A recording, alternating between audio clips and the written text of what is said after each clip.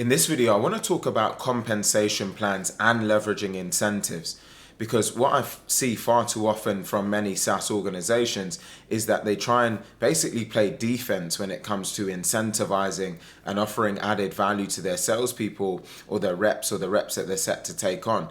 And this is absolutely not the way to go. You really want to line up your pockets and create as many incentives as you can for your salespeople to earn, because the more they earn, the more you grow as an organization. And so it's mutually beneficial to have great compensation plans and great incentive plans to help them scale. Let's first of all talk about the compensation plans. Now, a couple of real things to consider here. First of all, you want to create a plan and a path and a commission structure that means that, first of all, it's really easy to understand. There's too many organizations that make the compensations plans too complicated. And what salespeople want is they want something that's easy to understand, so they know when they close a certain amount of revenue, they can quickly calculate exactly what they're going to earn.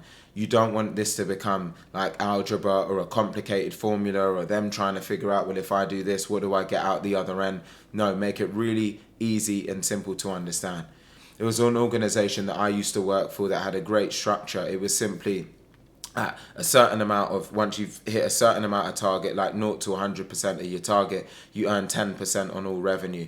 100 to 150% of your target, you earn 20% on revenue. And then anything 150% plus, you earn 30% of gross revenue.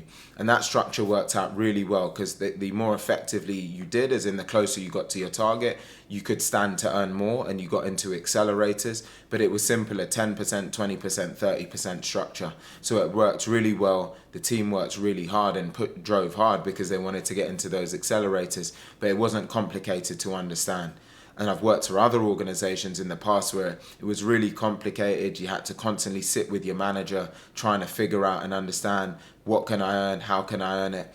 And it just can be a nightmare, and it can really put salespeople off and put reps off. To keep it really, really simple. The other component is make it attractive.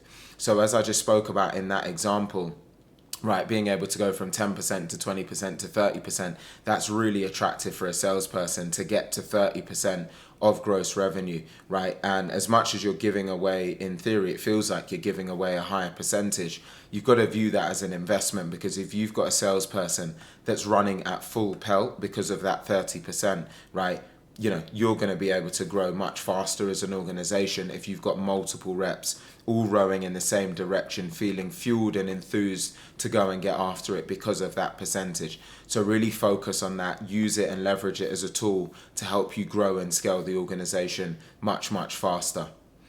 Now, the other component of this is to leverage incentives. So within other organizations that I've worked for, we have in place what we'd call SPIFs, SPIFFS. And what they actually are is they're just one-time incentives, basically, where, say, for example, if we had a competition, who can generate the most amount of pipeline on a Monday, whoever won that might win a meal at a Michelin star restaurant, or they might win a holiday, or something that acts as an incentive to be able to perform in that moment in time. You've got to remember that salespeople are competitive. They like to win. So when you can create spiffs and competitions and incentives, people like to compete and they like to win. And the more you can do this, you can leverage it as a tool within your organization to really get people rallied up to go out there, to deliver, to execute, and to be able to really set the standard, whether you want to generate more pipeline, whether you want to improve your retention, for example, whether you want to reduce churn. You can create spiffs and competitions and incentives for any behaviors that you want to drive, and then you can leverage that as a tool to, of course, be able to move the organization forward in whatever manner you're trying to drive at that particular moment in time.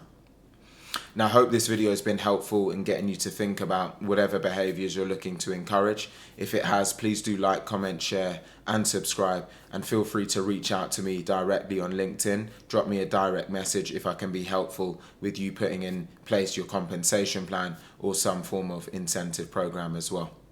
I look forward to seeing you on the next video.